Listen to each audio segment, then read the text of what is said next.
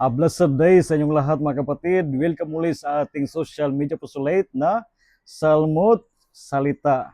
Hali kayo at makiisa sa pagpapalaganap ng salita ng Diyos sa mundo ng social media.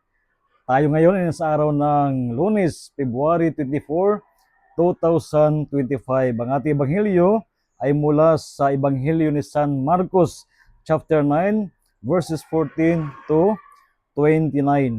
Sa ebanghelyong ito, nakita ni Jesus ang kanyang mga alagad na ang mga tao ay nakapalibot nito sapagkat sila ay nakipagtalo.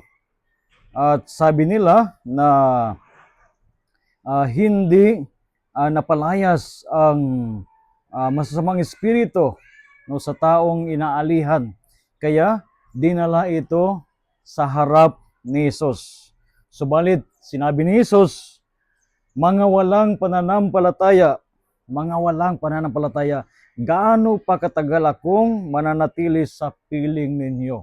Si Jesus ay hindi habang buhay, pisikal na makakasama ng mga tao upang tulungan sila sa kanilang mga problema katulad ng mga sinasapian ng masasamang espiritu at marami pang iba.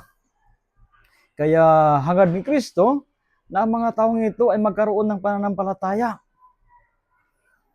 Isinisiguro ni Kristo na ang kanyang presensya ay mananatili sa magitan ng kanyang ipinapadala.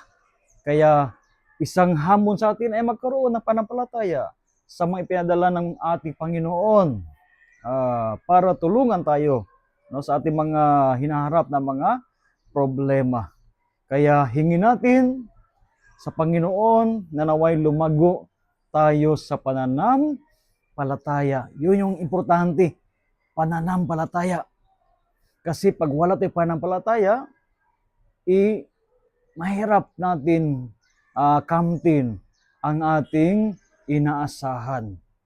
Kaya isang paalala sa atin na magkaroon ng pananampalataya. So again, a blessed day sa inyong lahat at naway pagpalay kayo ng Panginoon sa araw na ito at ingatan kayo kasama ng inyong mga mahal sa buhay. And of course, rest assured of my prayers for each one of you. At inaasahan ko rin kayo na maging bahagi ng ating simpleng social media postulate na Salmot Salita sa magitan ng inyong pag-share. God bless you all and ingat kayo palagi.